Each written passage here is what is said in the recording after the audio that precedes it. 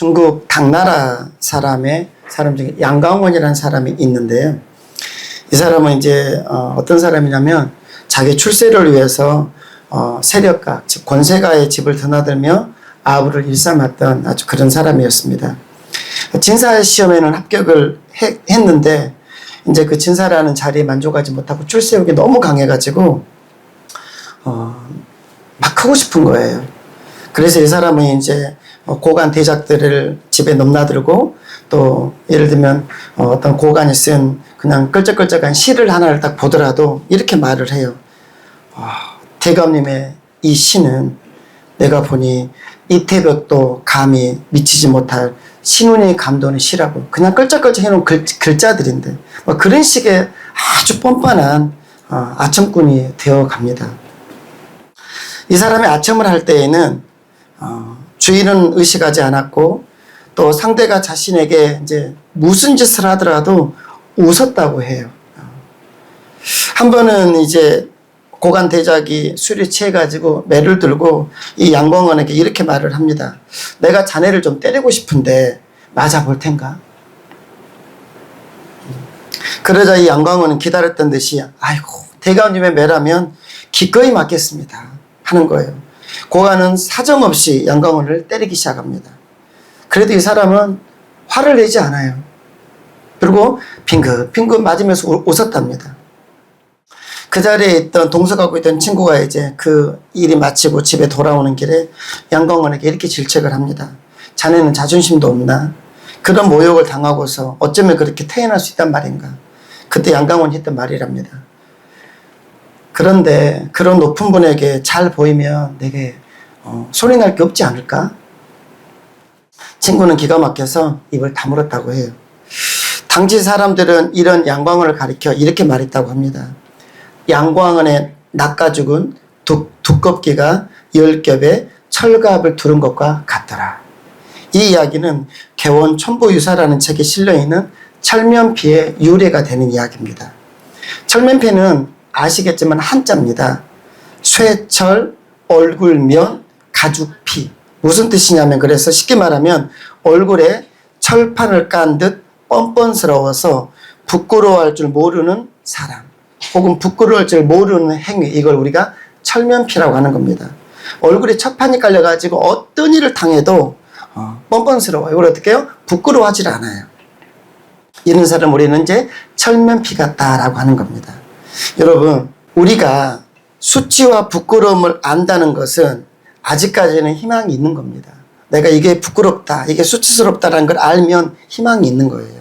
왜냐하면 철면피, 즉 부끄러움을 모르는 철면피가 되어버리면 자기 삶을 개선해야 될 이유를 찾을 수 없기 때문입니다. 이건 신앙도 마찬가지예요. 자신의 신앙의 모습을 보면서 자신의 신앙의 모습을 늘 하나님 말씀에 비추어서 내가 이게 좀 부끄러운 모습이구나. 이게 내가 지금 부족하구나. 라는 것을 느껴야만, 자기 신앙의 부끄러움과 부족함을 느껴야만 변화를 위한 하나님 뜻대로 더 살기 위한 몸부림을 칠 수 있는 거죠. 그런데 하나님 보시기에는 정말 영적으로 벌거벗었어요. 아무것도 없어요. 정말 너무 부끄러워요. 벌거벗었으니까 부끄럽겠죠. 영적으로 벌거벗은 상태인데도 하나님 보시기에 그러한데도 자기 자신은 뭐라고 생각해요? 나는 믿음이 아주 좋다라는 거예요. 나는 더 이상 나 자신의 믿음의 성장을 위해서 몸부림칠 만한 게 없다라고 착각하는 이들은 현재 자기 상태에 만족하면서 변화를 위한 고민 없이 살게 될 거라는 거예요. 이건 신앙도 그렇고 우리 삶의 모습도 그러합니다. 이런 면에서 비추어 본다면 목사로서 제가 생각할 때 안타깝게도 이 시대는 철면피 신앙인들이 점점 많아지는 것 같아 안타깝습니다. 오늘 본문에도 이러한 수치와 부끄러움을 모르는 철면피 신앙인이 등장합니다. 저희는 지금 수개월을 저는 여러분과 눕기를 조금씩 조금 씹어가면서 여러분에게 강의를 하고 있는데요. 오늘은 벌써 그 10번째 시간입니다. 지난 시간 우리는 룻으로부터 기업 모를 자의 책임을 이행해달라는 청혼을 받은 보아스가 자신보다 더 가까운, 당신한테 더 가까운 친척이 있으니까 그 사람의 의중을 물어보고 그가 만약에 거절을 하면 내가 내 책임을 이행하겠다라고 약속하고 그 약속을 지키기 위해 분주히 움직였던 모습을 우리가 지난주에 살펴보았죠. 보아스는 룻과의 청혼에 대한 약속을 지키기 위해서 성읍장로 10명을 정인으로 세웠고요. 기업 물을 자 1순위 친족을 불러서 너 기업 물을 거냐? 라고 의중을 물었었죠. 그 사람은 처음에 어떻게 했었습니까? 우리 이제 4장 1절에 아무개라고 나오는 그 사람인데요. 이 아무개 씨는 처음에는 어떻게 해요? 언뜻 생각하니까 나에게 자신에게 손해가 없을 거라고 생각해서 선뜻 뭐라고 합니까? 내가 기업 물어줄게요 라고 이행을 약속을 했죠. 모든 증인들이 보는 앞에서. 그러자 이제 보아스가 뭐라고 합니까? 그러면 이것도 해야 됩니다 라고 하면서 아울러 책임을 이야기를 해주죠. 그게 뭐였습니까? 그러면 이제 그의 토지를 사서 되돌려 주어야 되고 미망인이 있는데 누색의 아들을 낳아 대를 잇게 해줘야 된다는 계대 결혼에 관한 율법을 그가 듣게 되었습니다. 여기까지 같이 네가 받아라 라는 겁니다. 그러니까 이제 머리가 복잡해졌죠. 그래서 어떻게 하는 겁니까? 가만히 생각해 보니까 토지 소유권만 사서 하는 것은 손해가 없을 것 같은데 이 계대 결혼까지 자기가 하게 되면 어떻게 해요? 이제 이건 무조건 나한테 손해다 라고 생각해서 순식간에 10명의 장로가 있는 증인 앞에서 내가 하겠다라고 이행 약속을 했음에도, 그리고 많은 성읍 사람들이 보고 있음에도 불구하고 어떻게 해요? 순식간에 나 그럼 못하겠다. 자기 권리를 포기했다라고 말씀을 드렸죠. 한마디로 수많은 증인들 앞에서 방금 했던 약속을 부끄러움과 고민 없이 즉시로 손바닥 뒤집듯이 뒤집어 버렸더라라는 이야기입니다. 그런데 여러분, 이 모습은요, 당시 이스라엘의 신앙 상태였음을 단적으로 보여주는 이야기입니다. 이스라엘 백성들의 이 시대의 신앙의 모습이 이러했다더라라는 거예요. 하나님의 백성이라는 이들이 하나님의 뜻과 기준이 아니라 세상의 기준을 따라 선택하며 살았더라라는 것을 룻기를 통해서 하나님 우리에게 지금 보여주고 계시는 거예요. 즉 무엇입니까? 하나님의 영광과 하나님의 나라를 위해서 이 일이 지금 유익이 될 것인가 아닐까를 가지고 판단하는 게 아니라 오로지 자신의 손익 여부만을 가지고 선택을 했던 시대, 그런 신앙인들이 뭐였냐면 당시 이스라엘의 모습이었더라라는 거예요. 그러면 여러분, 오늘 우리 성도들의 신앙 상태는 어떨 것 같습니까? 겉으로는 다 누구나 신앙인 같고, 겉으로는 말씀대로 순종하는 것 같고, 복음을 즐거워하며 좋아하는 것 같지만, 이제 자기 자신에게 이해관계가 결부될 때, 손익 여부가 자기에게 결부되었을 때, 그때 우리의 신앙의 내면의 모습은 그 순간 드러납니다. 평상시는 드러나지 않아요. 교회에서도 신앙생활 잘하는 것 같지만 어떤 이제 성도들 간에 어떤 갈등 관계가 생길 때 그 갈등을 해결하는 걸 보면 그의 신앙의 내면이 적나라하게 드러나더라. 그게 제가 20여 년 교회에서 살면서 보았던 모습입니다. 저는 개인적으로 우리 애원의 가족들은 그 내면의 모습이 이해관계가 결부되고 내 자존심이 걸려있고 이렇게 되었을 때 그 내면의 모습이 아름답기를 원합니다. 나오미의 기업 물을 1순위였던 4장 1절에 나오는 아무개 씨. 성경은 아무개라고 쓰고 있습니다. 제가 하는 말이 아닙니다. 아무개라고 쓰고 있어요. 이 가장 가까운 친족이었던 아무개 씨는 처음에는 율법에 순종하는 것 같아 보였지만 나중에는 뭐예요? 자기에게 손해가 있을 것 같으니까 주저없이 포기했던 인물입니다. 지금도 교회에는 하나님을 섬긴다느니 예수님을 믿는다느니 하는 사람들은 참 많은 것 같아요. 하지만 정작 이제 어느 순간 자기 자신에게 하나님을 위해서 또 교회를 위해서 어떤 희생이 요구되어질 때, 자기 자신에게 어떤 그 일을 할 때, 그 하나님의 일을 할 때 불보듯 뻔하게 손해가 예상되어질 때, 많은 신앙인들이 그 순간에는 고민 없이 신앙을 내팽개치더라라는 겁니다. 더 나아가 교회와도 목회자와도 거리를 두게 되더라. 기분이 상했다라는 거죠. 이들이 오늘 4장 1절에서 성경이 말하는 아무개입니다. 아무개 씨 성도, 아무개 성도. 하나님은 이들에게 관심이 없죠. 이름도 몰라요. 그래서 아무개라고 써버리는 겁니다. 이들은 예수님을 믿어도 자기 자신의 이익을 위해 믿는 자들입니다. 이런 자를 가리켜 이스라엘 공동체에서는 신명기 25장 10절에서 따라 하겠습니다. 심 벗김 받은 자의 집. 쉽게 말하면 신발 벗김 받은 자의 집이라는 거예요. 자, 보세요. 오늘 이야기는 제가 언젠가 그런 말씀드렸죠. 룻기가 쉬운 것 같지만 굉장히 어려운 성경이라고. 자, 보세요. 동양 문화권에서는 신발을 벗는다라는 것은 굉장히 중요한 의미를 갖고 있어요. 모세가 하나님을 만났던 장면, 출애굽기를 보면 하나님 모세에게 뭐라고 하시냐면 네 발에 신발을 벗으라고 하십니다. 왜냐하면 거룩한 곳이라고 말하십니다. 이곳은 거룩하니 네가 신고 있는 신발을 벗으라라고 출애굽기는 분명히 쓰고 계십니다. 거룩한 곳에 더러운 신발 신으면 안 된다라는 거예요. 또한 신발을 벗는다라는 의미는 무엇이냐면 겸손과 복종을 상징합니다. 하나님께서는 이제 여호수아 5장 15절에서 여호수아에게도 이렇게 말씀하십니다. 내 발에서 신을 벗어라. 하나님 하시는 말씀이었어. 내 발에 신을 벗으라. 이 명령의 핵심은 여호수아에게 여호수아야 총사령관으로서 너의 권리와 너의 권리를 포기하고 내게 하나님인 내게 복종하라는 의미예요. 그게 뭐냐면 신발을 벗으라는 겁니다. 지도자가 자기 권리를 주장할 마음을 가지게 되면 자기 리더십에 사리사욕이 생기게 되고 하나님 뜻보다는 자신의 뜻을 앞세우게 되고 그리고 공동체보다는 자기의 안위를 더 생각할 수 있기 때문에 하나님은 여호수아에게 네가 비록 이스라엘의 사령관이긴 하지만 이스라엘의 지도자이긴 하지만 이스라엘의 진짜 지도자는 나이기 때문에 너는 내 말 앞에 너의 권리를 포기하고 복종하라는 의미가 뭐냐면 신을 벗으라는 거였어요. 예. 여러분 이 신발뿐만 아니라 우리의 발도 우리 사람의 신체 가운데 가장 더러움에 노출되어 있는 부분입니다. 그래서 산뜻 남의 발 만지고 싶지 않습니다. 또한 발은 부끄러움의 그래도 상징입니다. 왜요? 더럽다고 생각하거든요. 이사야가 성전에서 보았던 천사들, 이사야서를 읽다 보면 천사들의 모습이 나타나거든요.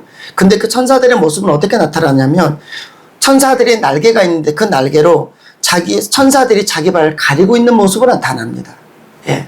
천사의 발을 천사들이 자기 날개로 가려요. 이게 뭘 의미합니까? 쉽게 말하면 이런 겁니다. 거룩하신 하나님 영광 앞에 있는 자들이 천사들인데 그 거룩하신 하나님 영광 앞에 감히 천사라 하더라도 더러운 발을 보여드릴 수 없어서 가리고 있더라라는 겁니다. 예. 이게 감춘 거예요. 천사들이 자기 발을 감춘 겁니다. 하나님 앞에 천사들이 그러하다면 우리의 모습이 어떠해야 할지를 보셔야 돼요. 이처럼 무엇입니까? 큰 권위 앞에서 우리는 마땅히 신발을 벗어야 돼요. 뭐 성전에 들어간다거나 하나님 앞에서는 당연히 신발을 벗어야 하는데 반면에 일반적인 상황에서 신발을 벗거나 신발을 벗긴다라는 것은 무슨 의미냐라는 거예요. 그게 알아야만 오늘 이 한 구절이 이해가 되기 시작하는 겁니다. 룻기가.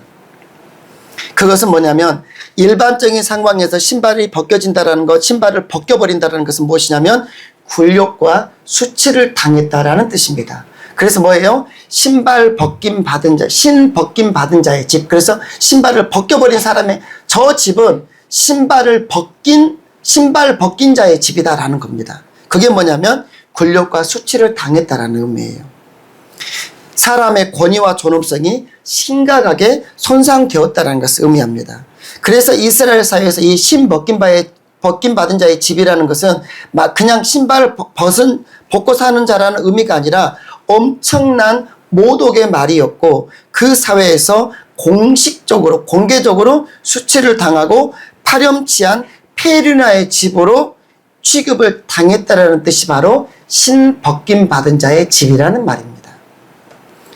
아, 저 집은 페륜이야. 페륜 집안이야. 저 집은 인간 아니야. 인간의 탈을 쓰고 있는 짐승 같은 집이야. 라는 것이 뭐냐면 이런 거였습니다.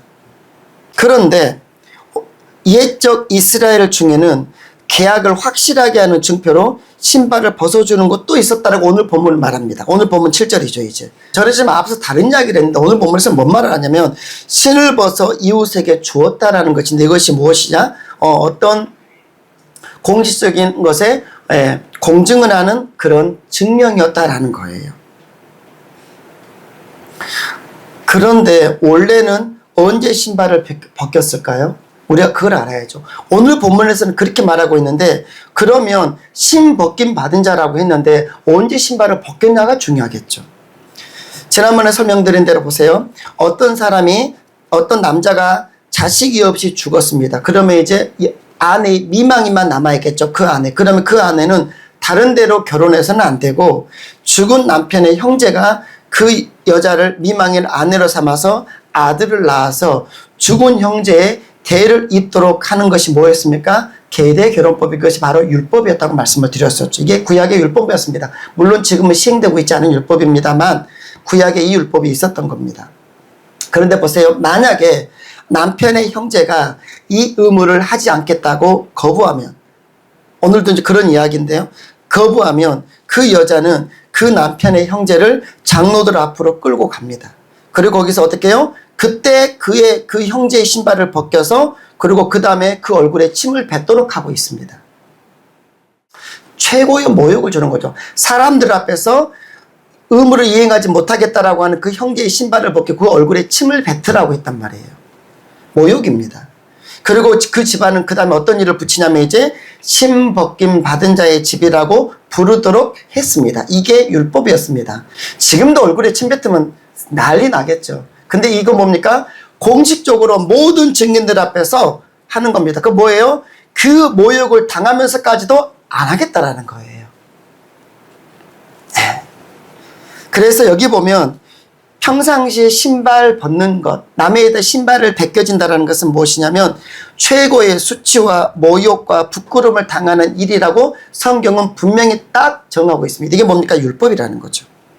근데 놀랍게도 보세요. 이제 오늘 본문에서는 신발 벗는 것이 그러한 모욕으로서가 아니라 어떤 계약을 딱 증명하는, 확증하는 관습으로 지금 시행되고 있더라. 어디에서? 사회에서. 그렇기 때문에 나오미의 근친이었더니 아무개 씨는 아무런 거리낌 없이 신발 벗어 그랬더니 그래 신발 벗어줄게. 신발 벗어서 보아스에게 건네주었던 겁니다. 이걸 뭔지를 모르는 거예요. 어떻게 해서 마땅해야 할 의무를 거부하는 사람에게 내리는 이런 모욕적인 형벌이 이렇게 어떤 하나의 계약을 공증하는, 즉 확증하는 행위로 발전하게 되었는지 그건 모르겠어요.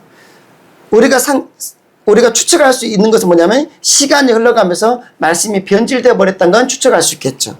그건 정확하게는 모르겠지만 지금 뭔가 크게 이들이 잘못하고 있구나라고 우리가 생각할 수 있습니다. 한마디로 말하면 이들은 누구냐면 도덕 불감증에 걸린 세대라는 거예요. 누가요? 이스라엘 백성들, 이 시대 자들이. 어떤 사람들입니까? 하나님께서 원래 주셨던 율법의 말씀까지도 자기들 마음대로 변화시켜서 지금 쓰고 있는 세대. 패역한 세대죠. 패역한 세대. 과거에는 죽은 형제의 아내를 자기 아내로 삼아 대를 잇게 하는 것이 당연한 일이었습니다. 만약 그렇게 하지 않았다가는 사회적으로 이렇게 매장을 당했고 저 집은 신복김 받은 자의 집이라고 매장을 당해버렸어요. 과거에는. 공개적으로 수치를 당하고 파렴치한 폐륜한 집안을 돌보지 않는 사람이라고 취급을 당해야 했더라는 겁니다. 과거에는. 그런데 어떻게 해요? 시간이 흘러 지금은 어떻습니까? 이 아무개는 그런 일에 아무런 관심이 없어요. 그런 말씀 있는지 그런 과거가 있었는지 알지도 못합니다. 그래서 그저 자기 재산에 이익이 되는지 손해가 되는지에 관심만 있을 뿐입니다. 이것이 당시 사회적 분위기였고 신앙의 수준이었어요. 누가요? 그들 모두의 신앙의 수준이었습니다. 자, 룻기의 사회적 배경이 언제라고 말씀을 드렸습니까? 사사시대입니다. 사사시대였어요. 사사시대의 분위기를, 사회적인 분위기, 그들의 신앙의 수준을 딱 한마디로 표현하는 것이 사사기 21장 25절인데 이렇게 말씀하고 있어요. 잘하는 구절입니다.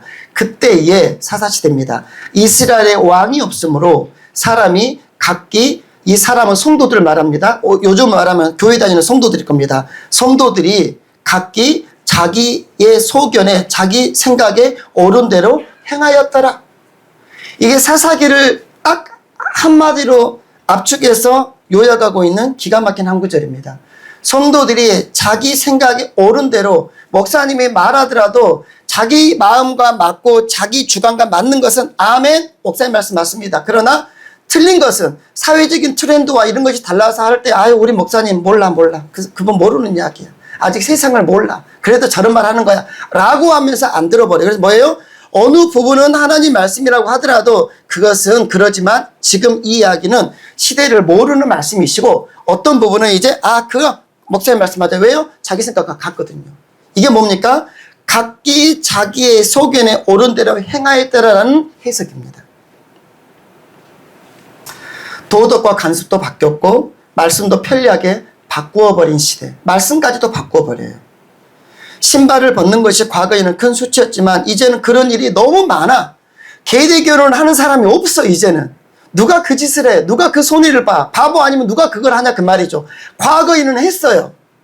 과거에는 그게 마땅한 성도의 본분이었고 집안 사람으로서 해야 될 본분이었어요. 근데 어떻게 해요? 시대가 이렇게 흘러오다 보니까 아이고 이제 누가 계대 결혼을 해. 하지마 안 해. 너무 많이 안 하는 거예요. 그게 이제 뭐예요? 하는 사람이 이상한 사람인 거예요. 요즘에 누가 주일날 예배를 다 드려. 요즘에 누가 힘든데 11조로 다 해. 요즘에 그렇게 하고 어떻게 살아? 대충 다니는 거야 그냥. 너무 많은 사람들이 그렇게 하니까 내가 아주 대단한 것도 아닌데 주일 예배 드리고 예배 좀 드리고 이렇게 봉사하는 건데 광신자처럼 보여지는 세상. 여러분, 과거에는 이 어떤 일이 부끄러운 일이고 두려운 일이고 파렴치한 정말 철면피 같은 일이었는데 이제는 그냥 일반적으로 우리가 생각할 때 개인의 형편과 손익 여부에 따라서 아무렇지 않게 선택할 수 있는 일이 되었다 그 말입니다. 한마디로 하나님이 모두의 유익을 위해서 자기 조상들에게 주신 율법이 이제는 자기들의 형편에 맞게 편리한 대로 뜯어 맞추고 수정해가지고 옳지 못한 자기들의 행위를 정당화시키는 도구로 사용하고 있더라. 신발 벗는다는 것이 그런 일은 이제는 뭐예요? 어떤 계약의 공증서 정도밖에 안 되는 행위가 되어버렸더라. 무엇이요? 하나님의 말씀이. 모두가 그렇게 하자고 하니까 하나님이 주신 말씀인데 모두가 그렇게 하자고 하고 유명한 분들이 이렇게 하자고 하고 유명한 사람들이 이렇게 하고 있으니까 그럼 그렇게 하자. 이래버린 거예요. 그런데 여러분, 오늘 지금 이 모습은 오늘날도 동일하게 일어나고 있으면 우리는 기억해야 돼요. 여러분, 성경은 반드시 이렇게 보셔야 됩니다. 성경의 팩트만 갖고 있으시면 안 돼요. 그건 지식일 뿐이에요. 반드시 성경은 그 내용을 갖고 오늘 이 시대를 조망하고 어떻게 해요? 적용할 수 있어야 합니다. 도대체 그러면 이 이야기는 오늘 우리에게 무슨 이야기인 것인가? 적용이 되어야 돼요. 팩트만 갖고 있고 여기서 끝나버리면 아무런 유익이 없어요. 그럼 오늘 이 말씀은 이 단순한 두 구절은 우리가 뭔 이야기를 하고 있는 거냐 그 말이죠. 보세요 여러분. 불과 20-30년 전만 하더라도 어떤 일은 부끄러워 말도 못하고 수치스럽고 두렵고 파렴치한 일이었는데 지금 어떻게 해요? 개인의 형편에 따라서 어쩔 수 없었겠지 하는 이해 영역으로 인식되는 것들이 우리에게 얼마나 많은지 몰라요. 몇 가지 예만 들어볼까요? 배우자 간에 결혼을 하면 윤리 도덕의 문제는 지켜야 되겠죠. 그런데는 뭡니까? 불륜이랄지 외도랄지 이런 이야기가 아유 저 남편 그래 아내가 오직 했으면 술집 가서 저러고 다녔고 마사지샵 다니고 그러고 다녔겠어? 아내가 오직 모질했으면 여자가 외도를 해요. 아이고 저 남편 오직 모자랐으면 여자가 저렇게 돌아다니도록 내버려 뒀을까? 그렇게 말을 해요. 그리고 어떻게 해요? 결혼했는데 세컨드가 있고 서드가 있는 것을 부끄럽지 않게 친구들에게 말하고 있는 세상. 이게 얼마나 부끄러운 일이에요. 근데 뭐라고요? 나 10살 어린 여자애 있어. 아유 나 연하 남자친구 있어.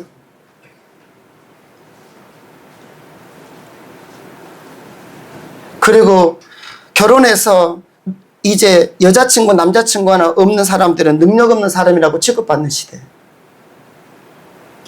이게 말이 되는 세상이다 그 말이에요. 신앙적인 영역은 어떤가요? 주일 성수 문제, 물론 공적 예배입니다. 11조 이야기들, 이단 이야기들. 무슨 말인가요? 신앙 영역에서도 이런 주일 성수나 11조 같은 경우도 신앙인으로서 당연한 학생이 학교 가는 것처럼 여겨지는 것이 아니라 이제는 뭡니까? 정말 믿음 좋은 성도들이 하는 신앙의 행위예요. 1년에 52주 주일을 성수하는 것, 혹은 조금 더 해서 공적 예배를 성수하는 것, 그리고 자신의 12일조 생활을 하는 것. 이것들은 어떻게 해요? 신앙이 좋은 성도들이 하는 신앙 행위처럼 여겨진다라고요. 그리고 못하면은 하나님께 죄송하고 할 수 있는 믿음을 달라고 해야 되는데 어떻게 그걸 다 해? 저런 분들이나 하는 거지. 여러분, 우리가 지금 살고 있는 세상이 어떤 세상인지 아셔야 돼요. 딱 이 시대와 같습니다. 신 벗김받은 자의 가정이라 하더라도 부끄러운 줄은 몰라. 그게 뭔지도 몰라. 여러분, 사회가 변하고 시대가 바뀌면서 인간의 윤리와 도덕의 기준, 그리고 때로는 신앙의 기준도 바뀌고 있는 시대가 이 시대입니다. 신앙의 기준도 바뀌고 있어요. 윤리, 도덕 바뀌고 있습니다. 개나 주라 그래요. 그러니 너무 많은 가정이 해체되고 있고, 그 안에서 이제 또 흩어진 아이들은 또 그 시대를 살아가고 있는 거죠. 여러분, 이것이 이대로 방치되고 조장된다면 사회는 더욱 혼란스러워질 것이고 우리의 영적인 미래는 점점 어두워질 거예요. 그런데 여러분, 오늘 룻기가 말하고 있는 핵심 메시지는 바로 여기가 아닙니다. 근데 이것과 함께 그러는 메시지는, 핵심은 이게 아니에요. 룻기의 이 저자가 얼마나 주도 면밀하게 나오미의 근친인 이 아무개 성도를 얼간이로 만들고 있는지를 보세요. 언뜻 보면 이 아무개는 아주 당당합니다. 자기 주관대로 조금 더 꿀림없이 하고 싶은 대로 하는 사람입니다. 당시의 풍습을 따른다면 부끄러울 것도 없고 지탄받을 것도 없어요. 모두가 그러고 있으니까. 그게 무리를 일으키는 범주가 아니라면 수단과 방법을 가리지 않고 출세에서 성공하면 그만이라고 생각하는 사람이 아무개십니다. 그런데 룻기의 저자는 이 아무개를 어리석은 사람으로 몰아갑니다. 이 아무개는 신발을 벗는다는 것이 정말 무엇을 의미하는지 전혀 모르고 있어요. 당시 풍습이 그랬으니까 사람들도, 주변의 사람들도 몰랐을 겁니다. 그런데 여러분, 분명한 하나는 율법은 분명히 그것에 대해서 말하고 있다는 거예요. 사람들이 다 그러하다고 해도 율법은 그렇게 하지 않고 있다는 말입니다. 율법이 살아있는 한, 하나님 말씀이 살아있는 한 그 본래의 의미는 결코 없어질 수도 없고 잊혀질 수도 없고 변경될 수도 없는 겁니다. 하나님이 이렇게 하는 거라고 딱 주어지는 그 율법의 의미는 변할 수가 없어요.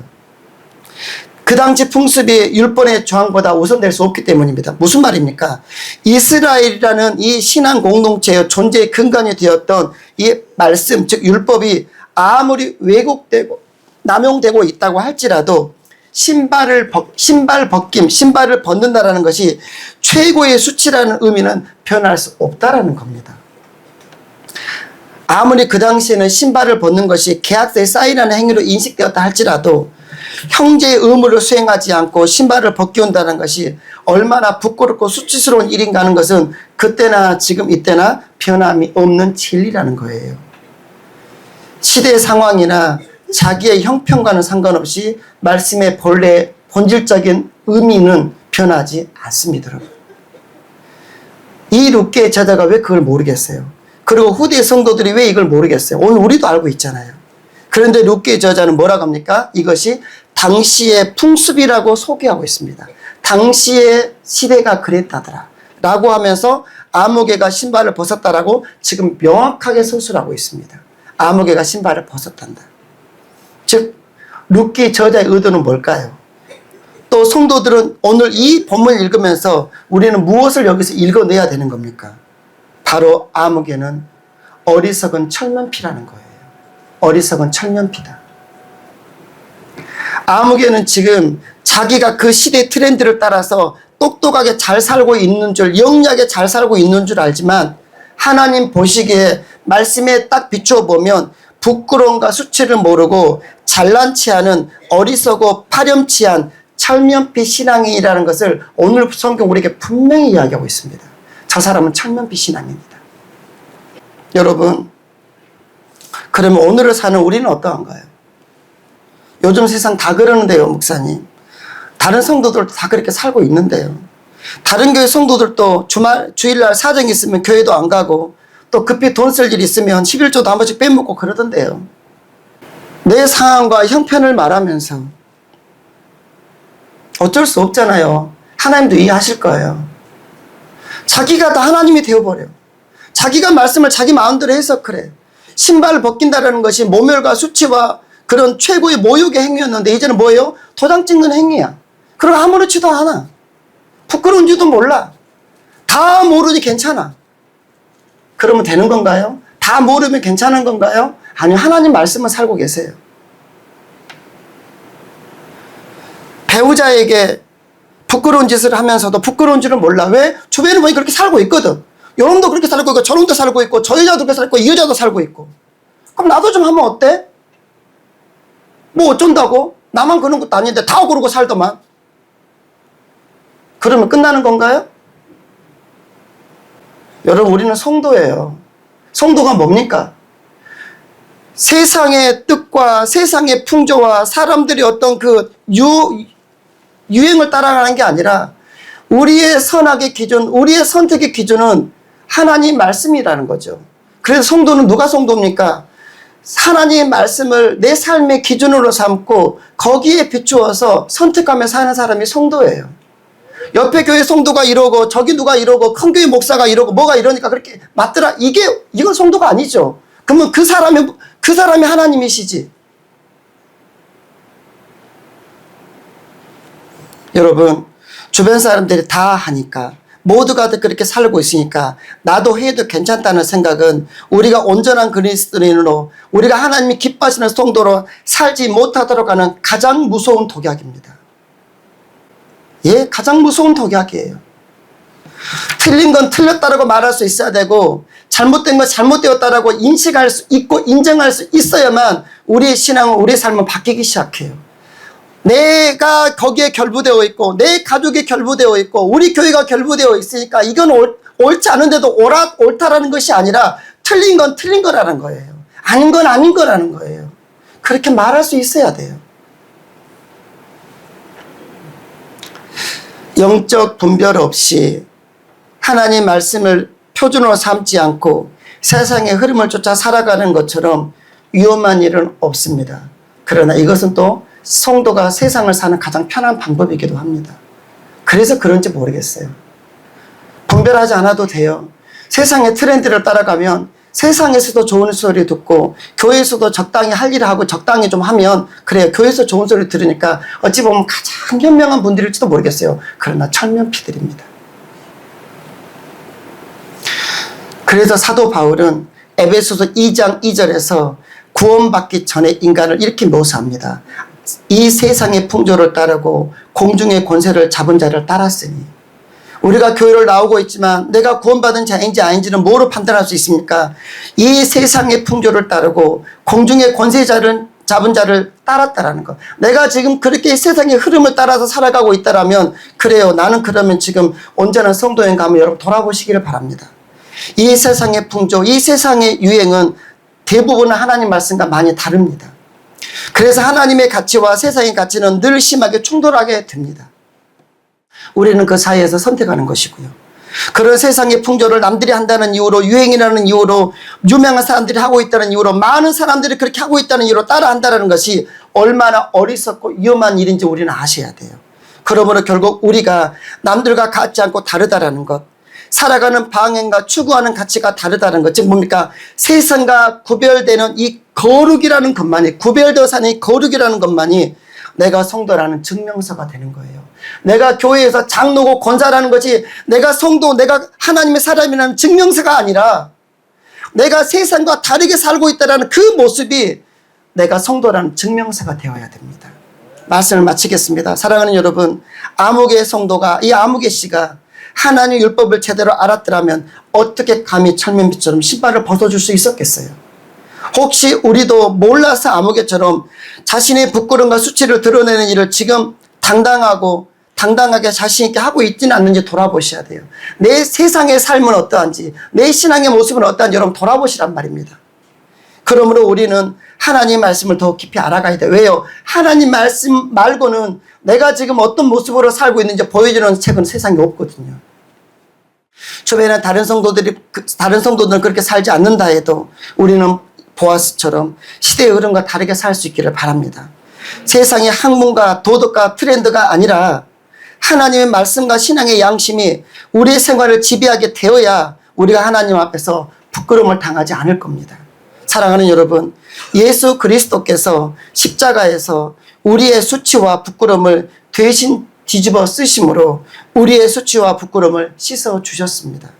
그러므로 이제는 그래서 우리가 하나님의 사람이 되었는데 우리가 이제는 이에 걸맞는 믿음의 삶을 살아야 하는 것입니다. 우리가 믿음으로 산다는 것은 우리에게 손해가 있든 유익이 있든 하나님 말씀에 순종하고 사는 거예요. 바라기는 여러분의 남은 삶이 철면피 신앙인의 삶이 아닌 주님을 기쁘게 하는 믿음의 삶을 사시기를 주님의 이름으로 축복합니다.